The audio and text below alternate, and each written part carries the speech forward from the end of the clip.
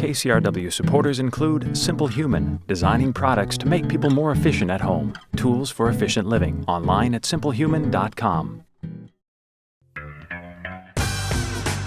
Hi, I'm Evan Kleiman from KCRW's Good Food, and once again, I find myself here at the Wednesday Santa Monica Farmers Market. Holy guacamole, folks, come get it. Today, we're going to concentrate on peaches and nectarines. I'll be making a really simple galette, and then we'll be making some stuffed fruit. There's so many farmers around here who have really delicious fruit. Each of them is known for something, full-flavored, later peaches, earlier stone fruit. But I think Fitz sort of has the reputation of being the Tiffany's of stone fruit. He tends to be one of the earliest in the markets. And several years ago, he was the first to really start experimenting with a lot of different varieties, the low-acid varieties. And he's constantly changing and constantly looking for the fabulous fruit. So tearing out trees, putting in new trees, and it's wonderful to go to him. It's like a little education. I'm going to be making a fruit tart and then baked peaches, or baked nectarine. Okay. If you're going to do a fruit tart and you don't want to do the peeling, then I would suggest this Mayfire nectarine. It's got a full flavor, which means that it has a struggle between the acids of the fruit and the sugars. When we see this kind of blemishing on the outside of the fruit, what does that mean? What it means is, to me, this is one that I would eat much more enthusiastically than something that is cosmetically more perfect. Now, why is that? I don't know. I've only been in the business 30-odd years, and I have no clue. But I say, I say to a lot of the regular customers, I said, if it's ugly, it can't be bad, and that works. And they come back, and a couple of them will even announce that they've been buying ugly fruit, purposely picking out the ugly ones. And they just come back every single week, and then we sell ugly ones. It's really rather humorous. But the ugly ones taste the best. There is going to be more of a sugar content just underneath this skin than there is under this beauty. I also like the leatheriness of the skin. I think it's delish. Yeah. Well, thank you. Thank I'll bring you so you much. back with your slice in a minute. That's very grand of you. Thank you so much.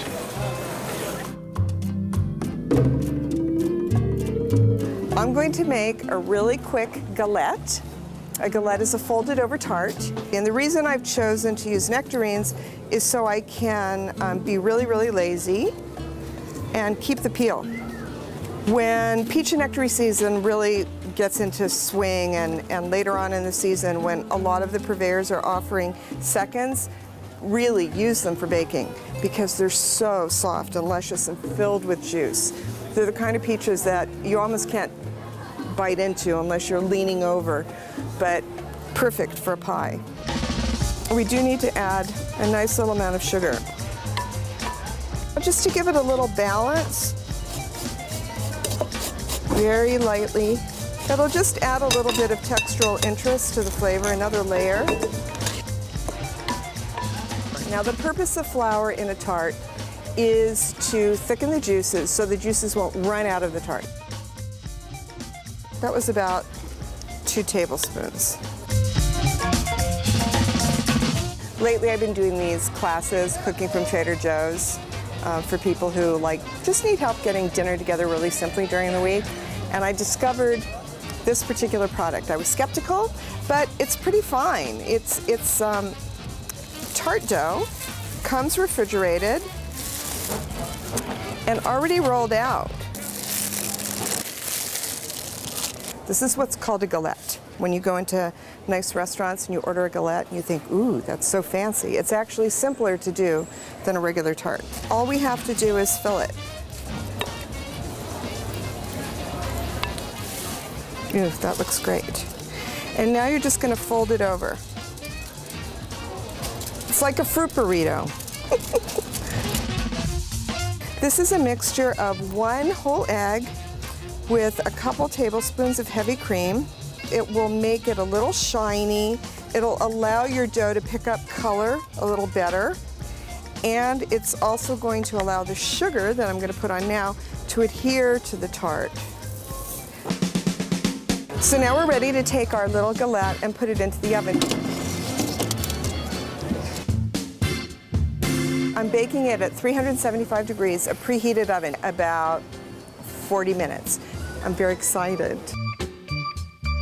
So for our second dish is a pretty traditional stuffed peach in the Italian cuisine, traditional anyway.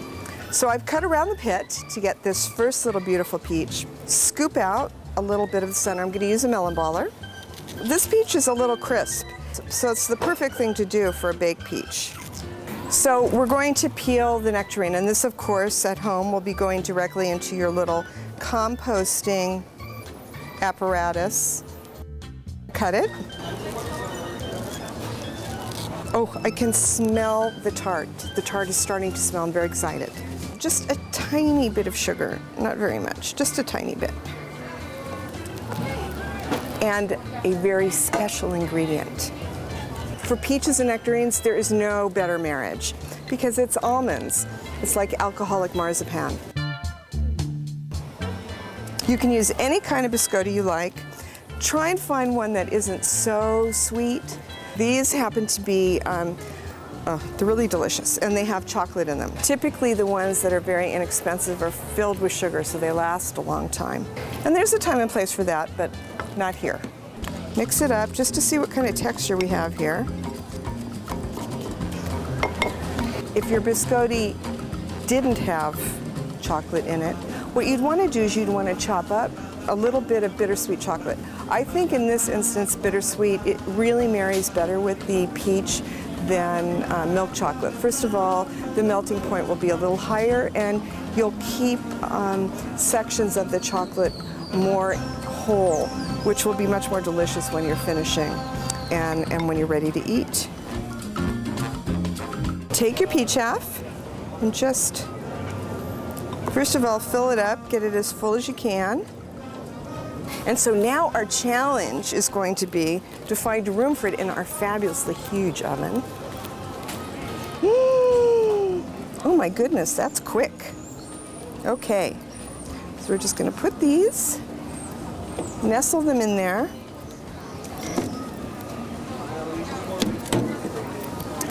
Yum. Let's take a look. I'm so excited. I've never baked outdoors before. Oh my goodness, it's absolutely perfect. Look at that. All the beautiful redness of the skin has mixed, all the juices. And then look at our little baked peaches. Oh, they're perfect, yielding. Look at how soft they are. I'm very excited. We have to taste. Oh, yum. Oh, that's so pretty. Just gonna take.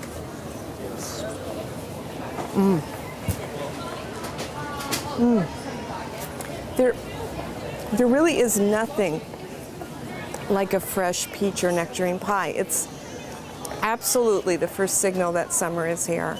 So I encourage you, don't wait for a special occasion to make yourself a beautiful little stone fruit tart. Just go ahead and throw it together. Throw it in the oven, a big oven, not even a little oven, and really enjoy such a beautiful treat.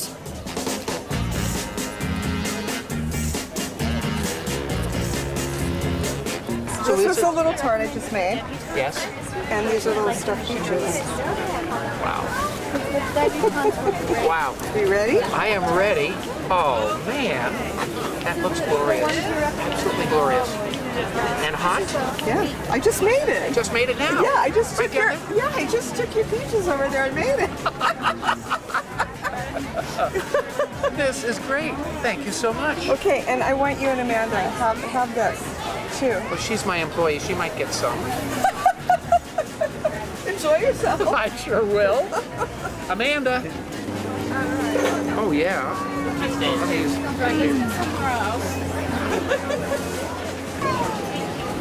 Oh, is that a mess? One thing at a time. Have fun with this. Has amaretto in it. That's really good. That's fun also. Very nice. Take care, you guys. Thank you. And of course, the recipes for both these desserts will be available on the Good Food website at kcrw.com/goodfood. Take care and see you soon.